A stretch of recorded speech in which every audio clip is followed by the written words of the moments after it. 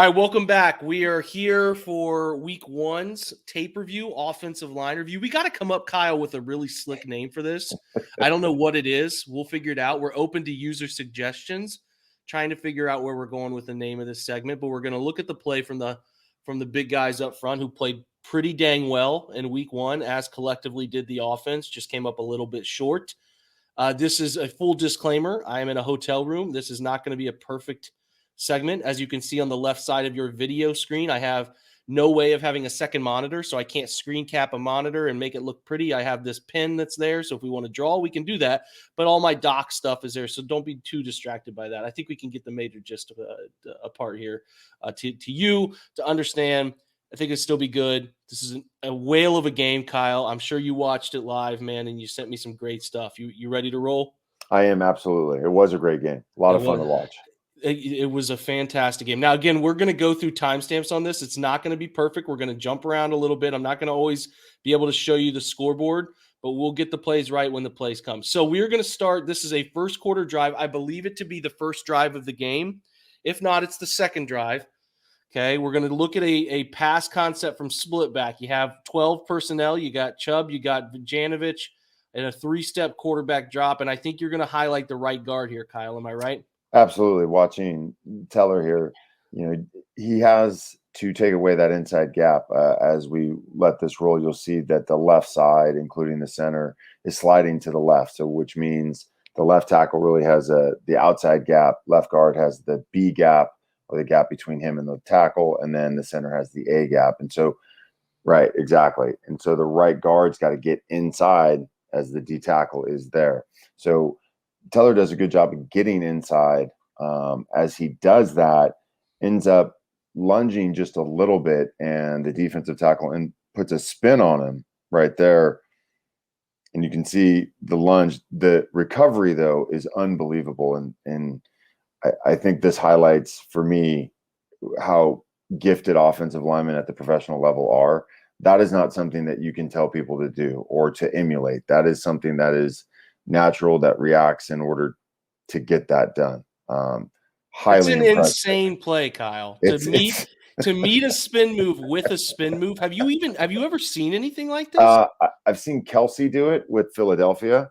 I have not seen very few. I think what I noticed is if you watch Teller's right hand, his right hand is always engaged with the D tackle, so it's always in contact, right? So right there, so his right hand never leaves him. So as 90 is spinning, Teller feels it, and then, well, I guess it did disengage. It was the left, I'm thinking, but this is, so it's the left that comes back. Yep. That right there is like insane. It's like I don't even have words for it, because it's not something that I don't know. Having played the position, just the thought process to even get that done is uber impressive. And even if you go back real quick too, you can see Wills I know he got hurt, but it's really impressive. If you watch the two tackles, you can see the difference in body position between the two, because Conklin he's back on his heels right now, right? A little bit. You can see him almost. He does get heelsy in his approach. Right. And then if you look at the opposite, you look at Wills, right? So if you go just a little bit further, Conklin will be lunging a little bit, whereas Wills is in a much more natural position to block. So keep going, right, keep going just a little bit, right there. So you can see how Conklin's lunging a little bit, right, his hips. Whereas if you look at Wills's posture, right, his got a nice hinge with his hips, got a nice, good, natural position with his back, and he's under control, whereas Conklin's having to recover. So it's something to look at, as you go through too. And again, I understand that Wills is injured, but just when you're looking at, what may have happened to a tackle, body position as they strike is big. Yeah, and this is Chris Jones that Jedrick Wills is dealing with, who is absolutely no joke, transitioning from being a dominant Pro Bowl, All-Pro interior D lineman to the outside for them to increase their outside production. So note of that. Next play, we're going to jump to the 4:12 mark. Again, imperfect science that we have going on here, but that's okay.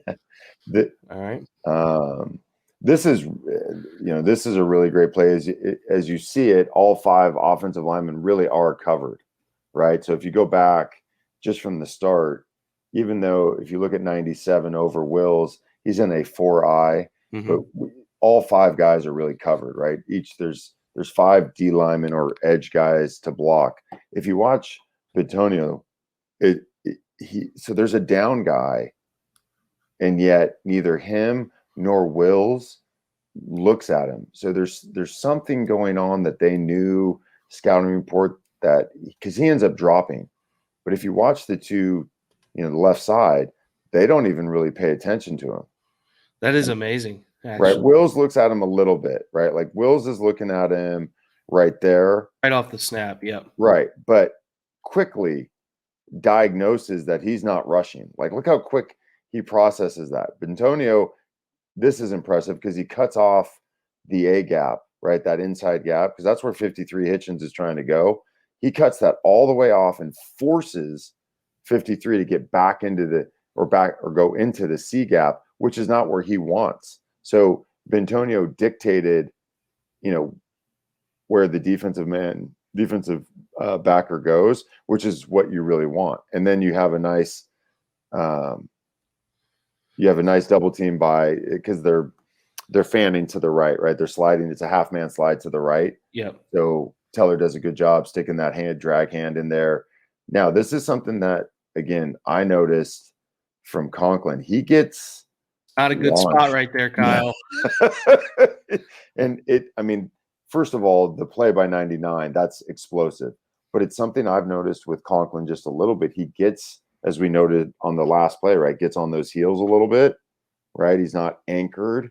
And so when he gets hit here, right, he gets tossed. Like that position right there isn't good at all. Now, Teller does an excellent job of keeping his eyes where he's supposed to. Boom. And he's right there for Conklin. Yeah. It's just something that it would be worrisome if it continues, which, again, you watch film, you make those corrections too, but definitely something to look for. He was certainly heelsy, and he's been that way. He's been a feet in the ground anchor guy, but I did think that bit him a couple times in this game. I just think what I noticed is he's trying to get out to his spot so fast that his feet end up coming together, which gets him off balance, right?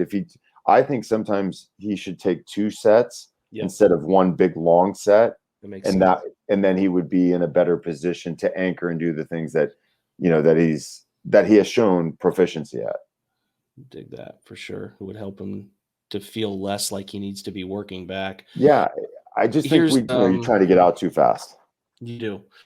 Not that I have experience in it, but I take your word on it. So let's jump to touchdown run here. This looks like ISO to us, right? So when we talk ice, you're typically – do you think this is a game plan adjustment? Because typically you're here initially working toward this backside, and then your front side here or front side downhill A back. I'm just curious why they left this backside backer unblocked. And it's funny that you mentioned that because I have that noted as well. As I watch this, like this should be a tackle for a loss or at least no gain because, as you said, 53 is unblocked. I think as this is run, I think the right side is wrong. Somebody's wrong on the right side, or the way it was called got confused. There was confusion because 54 walked up. It's hard to tell, but Wills is coming out now. Like, you know what I mean? Like he's a little late off the ball, but there's no hesitation from him that he's blocking out. So I can't tell but Treader doesn't look like he's expecting help either. Right. Yeah, but it's like if you look at the right side, you're seeing right foot lead steps, left side's left foot lead stepping. So it is. I think the right side's wrong. I think what should be happening is there should be a backside, like Teller should be up on 53 and Conklin should be taking away 90 based on just what I'm seeing from a blocking scheme. Now, that said, they end up getting bodies on bodies except for 53, who takes a terrible angle. Right now, what I liked about this is the fullback. right? What Treader does a great job, and then the fullback is right off of him and kicks out Sorensen, which allows that touchdown to happen because that creates the hole. Yeah. Look how tight he is to him there, Yeah, man. Like like you shoulder. can't get to like that's from a fullback position. That's picture perfect because and then you kick out and there's the hole. And, NFL backs only need a little crease, and obviously Chubb is one of the best. So, but it also goes to show that not every guy can be blocked, and you can still score. That's the truth. You need the Jimmies and Joes sometimes, man, as they say. For sure. They make coaches look pretty good when Yes, they sometimes do. maybe they don't do it all right, believe it or not. Okay, so these guys are the motion snap gurus, man, like shifting and motioning, a whole bunch of stuff. I think we have some pin pull here. I like from a skill position perspective, if you can get this number 11 to be able to handle the initial crack here on pin pull, that's a win, man, because then you can start looping the guys who are fun to start looping, right? For sure. And the most important thing, and something that I learned as a coach as I continued moving on, is you don't need a devastating block, right? Yep. You need that. Like that right there is all you need. You just need someone to Get be in his physical, right, and get in his way. Now, this is really good by Conklin. If you watch Teller's just a little bit late off the ball, right? Comparatively, if you look at Treader and then look at Teller, he's a little late. And if you watch Teller's angle, right, it's not quite enough. He's going, his aiming points to the 5. His aiming point should be to the 6. Yeah, the shoulders need to be a little more here and working. Right. So, Here. and it's if you look at his hips, like his hips are taking his shoulders, so his hips should be more pointed at that 6. Right. Exactly. And Yep. so, but Conklin does an outstanding job getting out. Treader does an unbelievable job of reaching. And then, but again, you can see that angle, even though Teller does a good job of not holding, right, and moving on. How impressive is this to you? Where Treader, we're 77 here, which is Teller. Yeah.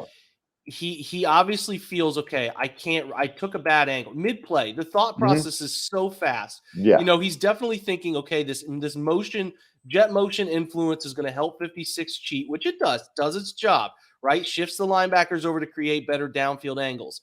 I just think that what's most impressive here is, okay, clearly can't get to 56, didn't take the greatest path, but instead of trying to hold him, creates a penalty. It's I'll see if I can get to the net instead of stop. How many guys they'll stop and just turn or do something silly there and not. I just like Treader, okay, screw it. I'm going to go try to climb to 49. It is something I've noticed about the Browns O-line just in general, right? They're talented, but their processing is high level. Like that's high level processing to be able to mid play at that speed, recognize that if I continue, it's going to be a penalty. So, all right, next level. Now, he doesn't get there either.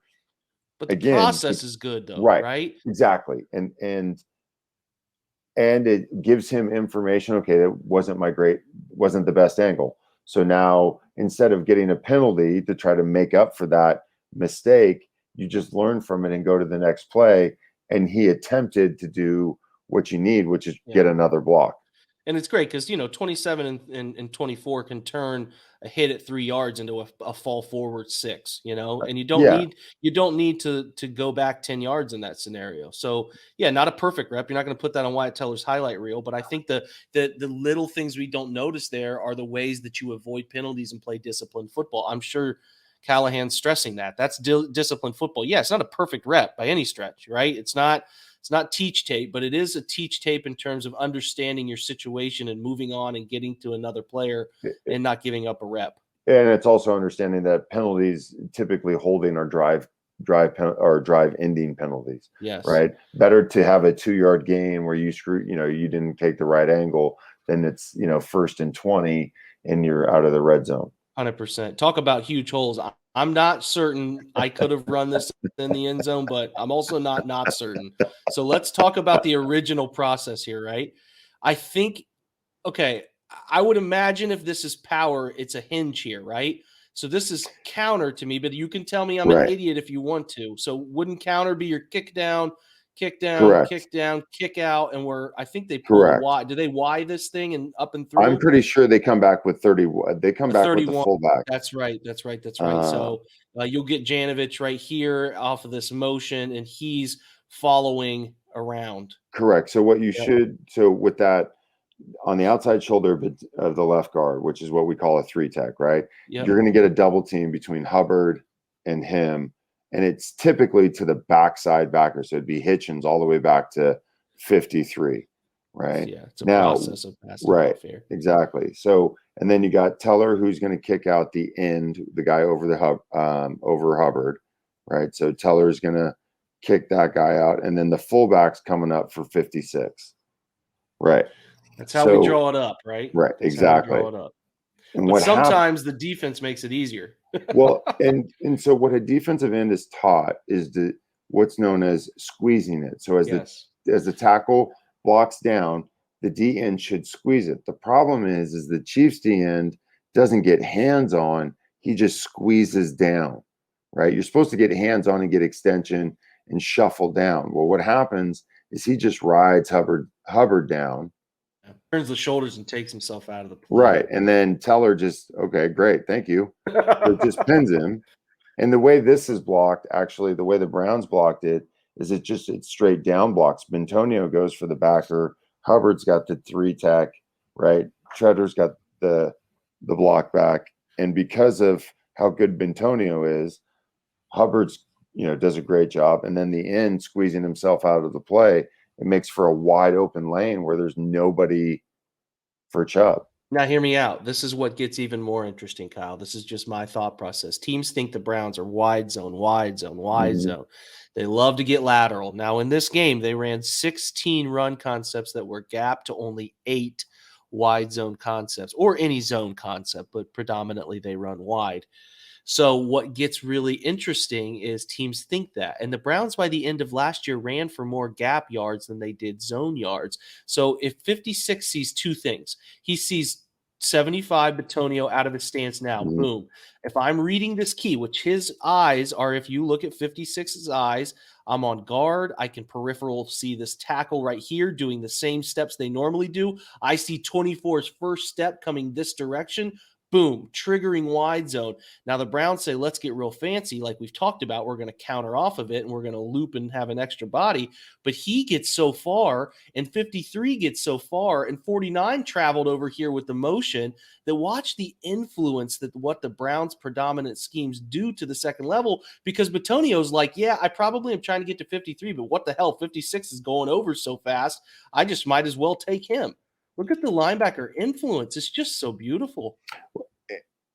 And what I've noticed, after watching this first game, is they run a lot of power scheme, right? Like it may not be traditional. Yeah, I mean, it may not be traditional power, but it's the scheme of pulling that backside guard. It's what Teller does. It's one of the things he does so well, and that's what they do here. Is they set you up to make you think that it is wide zone, right? Instead of doubling with Hubbard and Bentonio, which is what is traditional, right? They treat it more like, hey, we're coming to get you, which freezes the backer and allows Bentonio to get to him, which then walls everything off. Because if you just let it run and you watch Bentonio's block, it's what cuts off Hitchens, right? So he gets here. Hitchens is now frozen, but he's going to flow over the top. Watch. And even if he actually got there, I mean, there's no way to get there, though. Yeah, there isn't. There is no way. And then you can see that because of Bentonio, they have to go around. Yep. Right? Like he gets there, and now even if they were even reading it faster, there's no way for them to get there because of the wall that's been created. It is. I remember watching it on the TV copy and just was like, oh, okay. Yeah.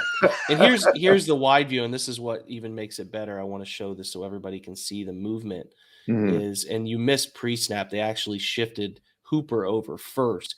Is the Browns have this identifier that, hey man, we're going to get in the red zone inside that they're a man team. So we're going to take advantage of that. right? We know if we shift to a certain formation and we motion over, we're going to get press man outside. We're going to get a man to follow, which if you can see 49 there, Sorensen is pointing man on. We know that if we just have our wide receiver just handle his business, look at this corner down here at the bottom of the screen. You're talking about near threats, right? Guys who can make a play. 11, or sorry, I don't know if it's 38 down here, is so 38. worried about 38, so worried about jamming Donovan Peoples-Jones. He's completely taken himself out of the play. So that's great scouting. It's great self-scouting too, to know that we do this so often that we can come off of it. You got Nick doing high steps into the end zone. It's so easy. And I think that's a part of the beauty in year 2 of this offense is some of those answers, right? I 100% go back real quick, and you can really see this is a really clear view of how that defensive end takes himself out of the play. Like Teller doesn't have to do anything, and that just widens that hole, right? And you can really see how Bentonio's block then sets up Chubb to be free, because that's Sorensen coming over the top, he has to bow that angle, which slows him down. Which, I mean, again, it's the beauty of, as you said, you get the pre-snap because of you understand the scouting report, and then self-scouting, and you come back with something that they may not be ready for, and you end up with a wide open lane for a touchdown. I would put this up at the end of the year for the easiest touchdown run of greater than 18 yards all year, because I've genuinely never seen a hole that big. It's wild. It's what you dream of as an offensive lineman. That's for sure, man. Let's jump to our next one. 30. Right. I think we're at 30-54. I think we got 30, 54 to 59. Right. So this was a big drive for the Browns. They get the ball back right before half, right? So they kick it down there on the 1 yard line. To jog your memory, if you're watching this, this is when Donovan Peoples-Jones took advantage of the ball hitting the hitting the punt team player, and people freaked out all over social. And it doesn't matter. Once it touches the opposing player, you can go crazy. Peoples-Jones could have taken the ball and punted it 30 feet in the air, and it wouldn't have mattered, because you take it wherever it hits the player. And that's exactly why he did it. Exactly. There's no risk involved. Just as a reminder, I talked about it on the pod, but in case you don't listen to the pod, that's a reminder that he did not screw up there. But anyway, they take over the ball at the 1 with about $1:49 on the clock. And now you don't want to go 3 and out here and punt it back to 15 right before the half. So they ran a play on first down, just simple duo, I think, for 5 yards, 4 yards. This is the one that breaks, and it's wide zone, and let's talk about it. Well, what is of note to me is, and we'll show this later. So, and I believe it was Chubb's fumble. So if you watch Teller here, right, Teller's angle is a little shallow. He's not expecting Jones to slant. And because of that, right, that allows Jones, I believe it's Jones, to let that, right, he's got that outside hand free, which Teller here is able to latch onto and take away. Now, part of it too is also Conklin. Conklin should be giving him more. You can see him stop his feet and then get going. There should be more there in terms of help. But that plays later in Chubb's fumble. Great job by Teller here. Real quick, I got something that you wanted to mention in an earlier clip. Something that I'm sure the Browns are going to self-scout. 85. Stop looking at where you're double teaming, buddy. That's a pretty bad giveaway. Although he played a whale of a game, it's kind of nitpicking, but he is giving away. He's letting people know where he's going for sure. 100%. And part of that is he's trying to see the ball, but you got to see out of your peripheral, right? And you can even see right now he's a little slow coming out of his stance. Which it tells you too what, like I had somebody ask me this question: why is Harrison Bryant's left hand on the calf of Njoku? That's his tell that the ball's been snapped, right? Correct. You can't see it, and so as soon as Njoku moves, then he moves. Now, with all of that, it's a really good job of blocking, both by Bryant and Njoku right here does an excellent job. And for as much as Conklin doesn't get a lot to help Teller, he does do an excellent job of getting up on the backer, and you can see it right there. Pause. There's your lane, right? Like you. Now you're an O lineman. You guys never hold, but is Teller getting away with this one? I would say he's grabbing, because if there's no flag, then it's not holding. He's grabbing. I love it. I love it. He does get away with one here. 100%. And it's great. And the two tight ends, man, are just fantastic from 85 and It 88. really is. And again, I think what's super important for fans is you don't need devastating blocks. Like Bryant's block isn't devastating, but he's on his guy and he's in the right position, which allows the lane to happen. Yeah, let's go real time with this. You guys can get a feel for how quickly these things happen. Boom, boom, boom, boom. It's a beautiful run. It's a great And alley. that play up by Teller, that angle, again, like I said, will play later in the fumble. Yep. Let's keep moving. Let's go to 31-28, which we just went past. All right, so we're on the same drive. I believe this to be This is pass this is a great out and up throw from Baker to Njoku to jog your guys' memory. It's a pass pro rep for sure. I have no idea what Kareem Hunt is doing. Like, you have two backers up, right? Or you have a backer and a safety. So Sorensen is in that outside B gap, and then you've got 56 in the A gap. Yep. And I don't know who Hunt has, because it looks like Teller looks at 56 and then realizes I have 49. And then Kareem goes out in a pass route. It's an unbelievable rep by Teller just to, not give up a sack. And then I'm not quite sure what's happening. So it was just more, it's super impressive by Teller, right? Yeah, to run these speed guys by upfield, man, like holy athletic. And after looking inside, right? So quick peek inside, and then, okay, I got to get my outside hand on him and I got to run him by. It's really impressive. Like it's very impressive. It is. And that throws typically 3 or 4 plays from Teller a game that you're like, hold on, what? And yeah, he's like that. Now, he didn't grade all too well in this game, and I know grading systems are flawed, especially people grading that just don't have a clue sometimes. But I don't think he played his best game. But still, in games that aren't his best game, I thought that there's still 3 or 4 reps where it's like that spin that we talked about earlier. Like only certain dudes can do that. I think that would probably, that's if he was being graded, he's going to be graded down, right? Because he got beat. He got beat, but the recovery, and that to me, again, is it's like life, right? It's when you get beat, when adversity hits, what do you do? And he got beat, and instead of being like, oh, and pouting, or crap, he finds a way to get the block and not get his quarterback hit. That to me is what playing offensive line is really about. That play really encapsulates it. I love this fact, man. Looking at this is a left tackle issue. This is a sack on third and 20, I think, right before half, or 2nd and 20, something along those lines. So right there. So as he goes to, like, he's okay, and then all of a sudden he wants to go hit Jones. Like he decides he has to go be aggressive, and by doing so, he throws that inside arm, right? And his body's turned. So if you go back just a little bit, like his knee flares, his left knee flares. So that's going to open him just a little bit. You can see that knee kind of flare out right there. Yeah. And then as he goes, but he's still okay. He's still okay. Turns a little bit, but now right there.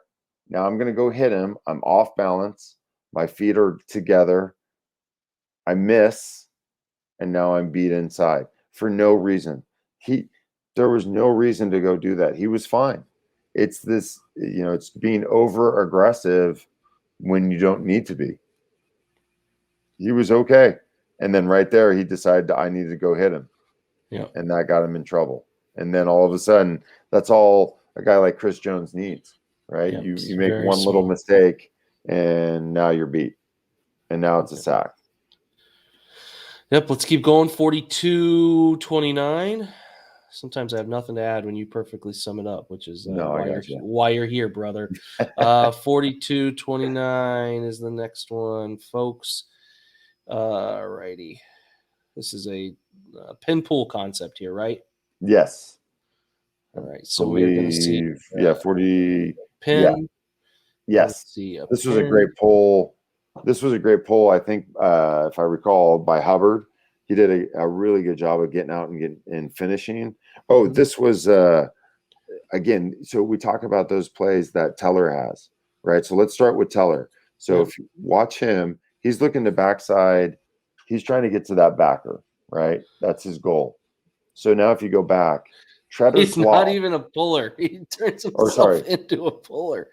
so Bentonio's block on the pin, right? So we get the So pin, yeah, here, right? here, Correct. we're looping. Two people are supposed to be looping here, Correct. and your pullers.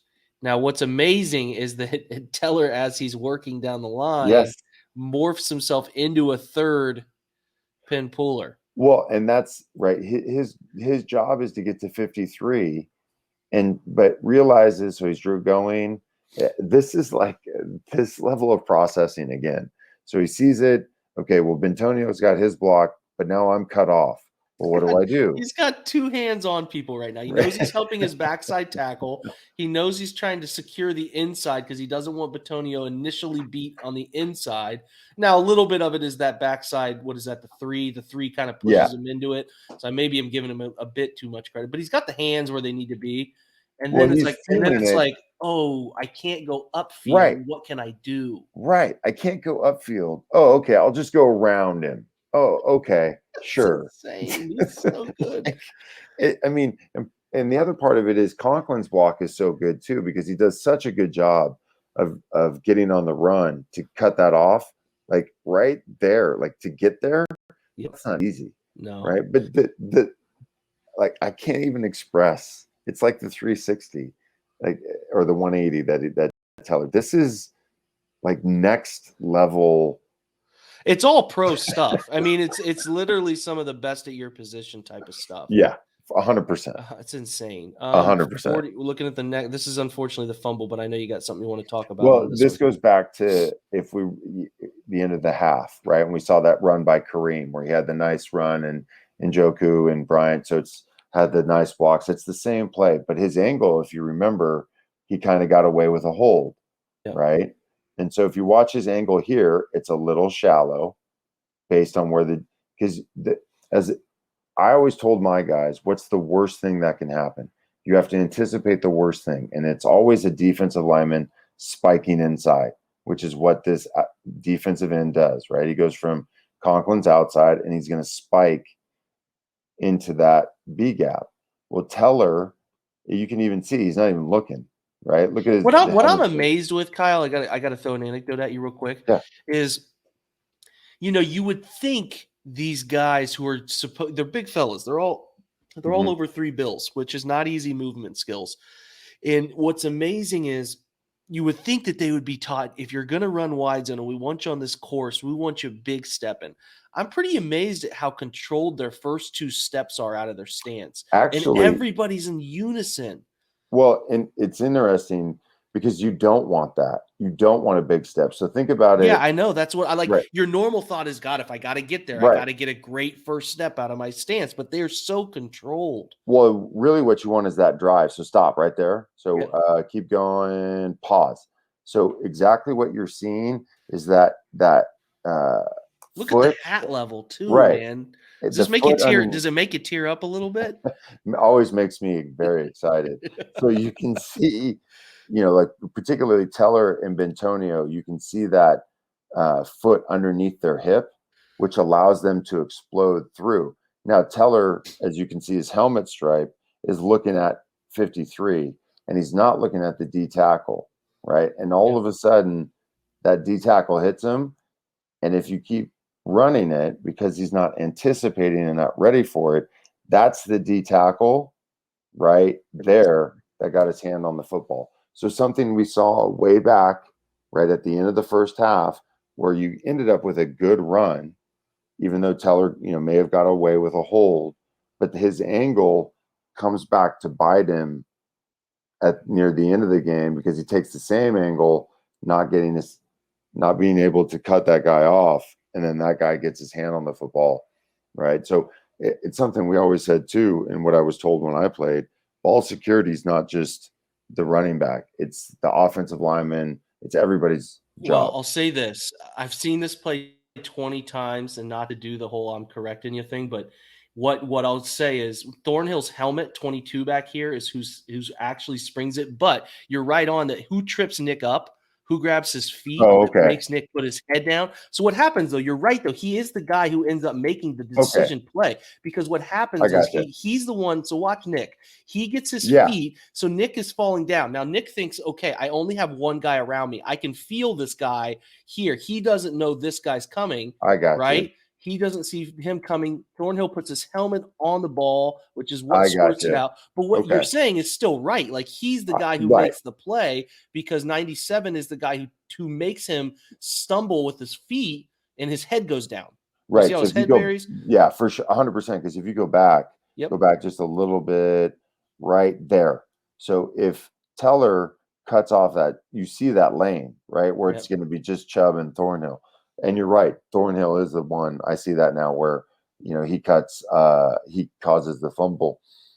And you can see that chain reaction, though, as we talk about with offense, how everything is interconnected, right? It starts with that D tackle, causes Chubb to do, right, change his body position, which in turn allows the defensive back a better shot at putting his helmet on the football. Yeah, because I know Nick, and if his head is up and he knows that 22 is there, he's just not gonna fumble. But when his head goes down and his helmet gets stuck underneath Conklin's armpit there, it looks like he just doesn't know where people are coming from. And then a guy just sticks his head in late when he doesn't expect it, and the ball shoots out. So I know that as we pre-record this, there's going to be 7,500 of our followers who we love who are just going to be like, no, it was Thornhill who caused it, because we know, it's all good. Yeah. It's all interconnected, and if you don't let that crash in there take your feet out, you probably wouldn't see a fumble there. I'm actually pretty confident you wouldn't see a fumble there.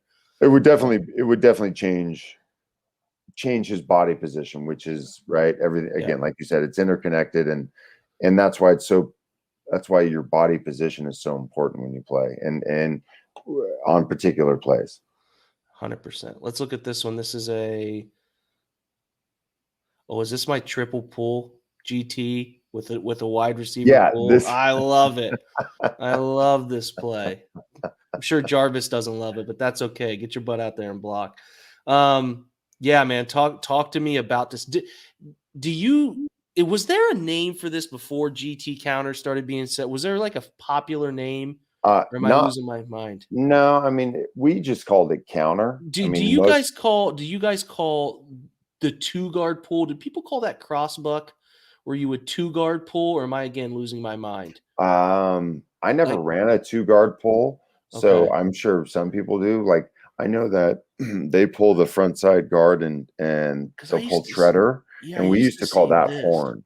Yeah, I used to see some of this and some of this back up. Yeah. We used to call it like crossbuck or something. This is back in my high school days, man. Back when this stuff I'm sure was there's some wing tee, it's stuff out there. I never ran any of that. Gotcha. I just ran regular counter, which is, although like you said, this is triple counter. Yeah, this is unique, man. So you're obviously getting here, and you're really saying screw the backside. We're going to take the calculated risk here,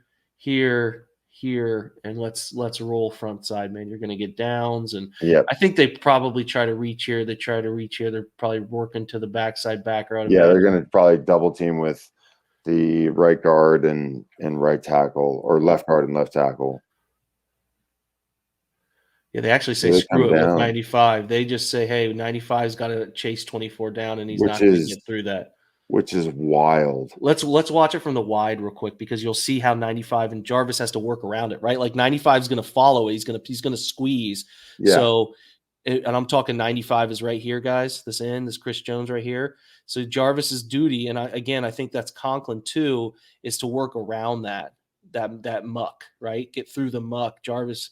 And really, Jones takes himself out of the play. But is that Treader who ends up working back to him? No, that is, because that's Bentonio that comes all the way back. Wow, Treader. Oh, Treader no, you're right. 2 That for is ones. Treader. He 2 for ones. That's amazing. And this actually almost goes. Teller misses his block. Yeah. Well, here we'll talk about it. I actually want to talk about that with you too. So let's watch it from this view, and you can get a feel for how Treader. Again, this is just sometimes these guys do heroic stuff. He's working here, but then he feels Jones squeezing, adjust course to get a hand on and just delay him. Because all you're doing is trying to delay 95 from being an immediate boom Right. into this counter step, right? Like you don't want him to do that. Because once you get the ball to Nick, you're like, screw it. 95's not running him down. You know, that's kind of the thought process, at least from an offensive 100%. coordinator perspective. So, all right, let's see here. We get moving. I like to get it slowed down. Yeah, that's just great from Treader. You can Dude, that's get just this. Treader. Yeah, that's wild. Like you can't see great from this angle because Treader's almost buried inside 3 people. Him and Bitonio are 2-on-3 here. But yeah, that's Treader sticking his right arm out right here, and you can see him hit him. Like you can see Jones change course right there. 100%. Great. So, okay, here's the rule, Kyle, that's weird this year. So corners are no longer allowed outside of the tackle box to go down and chop. You know, what corners are going to always do, and I know you dealt with this in your playing days, is they're going to chop your feet, man. They're not going to take you on head on. So I think what happens with Teller here is he sees that coming, which I think 38, again, kudos, bro. 38 just says, I'm going to deke you in a way that makes you think I'm going low, but I'm just going to whip that shoulder underneath you. That's a really good. Yeah, that's an unbelievable play by 38. It is. And you can even see Teller gets up and is like, what the? Look at him throw his hands up. He's expecting that penalty, which is new. I'm sure he knows he's got it. He's going to know about it. So, yeah. And then a great which, I mean, because you get that because you got a great block by Conklin. Yep. And then you got Jarvis who will figure it out. You know, just that one. Jarvis is doing that. I'll follow you method and figure it out downfield somewhere. It's still impressive how Chubb makes that guy miss. Like that's. I would like Jarvis to block somebody. I would imagine what O'Shea is telling him in the film review is, "Hey, brother, I know you want to stay behind your lineman, but maybe turn your head to the right here. Just a little something would be nice." He literally stays sniffing Conklin the whole way. If he turns inside, it's a touchdown. If his eyes right here turn inside for Thornhill. It's literally boom. You got an alley here, and you got a seal here, and a seal here, and an alley here. It's a touchdown, right? The old Lombardi staying, right? So it's receivers, man. What do you want? It's receivers. I'm sure he's getting ridiculed for this. I know he is. 100%. So yeah, but that's a fun play. That's a really fun one to look at. Conklin or Teller. I think even right here, look at Teller come up. He's like, man, tell your boy at corner to cut that out, man. Anyway, let's go to the last play. The last play as we close, guys, is interesting because I think there's been a lot of discussion about this play here. So we get the punt. Right. Sorry, not an imperfect science as we got the film late this week. Screen pass comes here. Nice little screen. They get out on it, right? First down. Big play. Let's watch it from the close view. So Chiefs do what they like to do, very Ravens-esque, which is we're gonna put all these people up and confuse who's doing what, right? We're gonna try to confuse you, we're gonna mug you, and we're gonna wheel some guys out, and we're gonna pressure with some guys. And this is where you and I, before we came on live, we wanted to talk about it. It gets weird. So they end up bringing 4 off of a side. Okay, now again, they're showing 4 initially. I'm sorry. Yeah, they bring 4 because 90 bails, but 38, I think out here, I don't know what number exactly, comes off late. He's a delay guy. So 97's hauling butt to the hash. 90's dropping, little fire zone action, right? Dropping, sitting here saying, hey, throw me the rock if you think something's hot. That's why they do it. They're bringing Jones off this side. They're bringing 56 in here. They're bringing 49 inside. They're bringing actually tight. They're running a game. 56 is hitting he's coming out to that B gap. Okay. So he's coming into that A gap, and see how 49 is coming back underneath. Yes, sir. So they're actually running a twist here with those 2 backers. Yep. Here. And they're trying to say, hey, and we're going to send you through B, this guy out here. You can't see him yet, but that's where Kareem comes in and makes a hell of a block, actually. So what happens is a weird set of circumstances take place that I don't think anybody talked about on broadcast, and I haven't seen anybody talk about it off air, and we identified it. So let's do it. Go through it once and see if you guys who are watching this, see if you can. Okay, so the question I got asked this week, Kyle, and we'll keep quiet. We'll let the people try to guess here. Why did Bitonio quit early? Is what people said. And if you watch it, it looks like it, right? So if you look at 75 there, 49 is the guy who gets home, and you're like, okay, why is Joel quit? His man ends up tripping Baker up, causes him to not be able to throw it away, and that's ball game, right? So it's like I had 5 people ask me, why did Bitonio quit on that play? Well, let's go through his thought process, right? Do it. So as they're running the game you were talking about, Kyle, talk to us about what you think, and we agree. So what you think Bitonio is dealing with here. First of all, he recognizes that he oversets just a little bit, right? So Yeah, you mean as he's going to 49, and then he recognizes, he's yep, going right here. inside, right? And you can see his feet, he's up on his toes, so he has to react to that quickly. Yep. So Treader's got 56. All right, so he comes back. They're not able to pass that off because they're not shoulder to shoulder. So Bentonio stays on 49. Something happens. Whether he thinks the ball is thrown, right, as we talked about right here, as Baker. Yeah, this is the thought, right? So again, if you guys are paying attention, great block by Kareem, sliding out, does a nice job. Everybody's doing great here. Great block by Conklin. What my thought process was, right, at this moment, right, we're confused. We're like, why do we think he stopped? Right. So is looking dead set on these two. The stunt got weird. These two get stacked up, right? They get stacked up. That's not the way the Chiefs want it done. You never want two guys on top of each other. It got weird. It got mucked up. He sees 56 jump, right? And when you see jump, Kyle, what are you thinking? You usually think that either the quarterback has pumped it or has thrown it. One of the two things, right? You're probably leaning throw. I would Right. imagine in 2 minute in a tight scenario, you're thinking ball's Well, on. and especially with the ball there, right? Yeah. So he doesn't see it, but you can see it out of your peripheral, right? And you're taught as a lineman and as a football player, you use your peripheral. So right there, he sees the jump, right? The ball up in his vision. So my assumption, as yours was, and I agree with you, that I think he thinks it's thrown. Yeah, because watch his eyes turn downfield. He feels 56 jump. He says, okay, ball out, right? Because if you watch Sorensen quits too. 49 Right. here, he quits.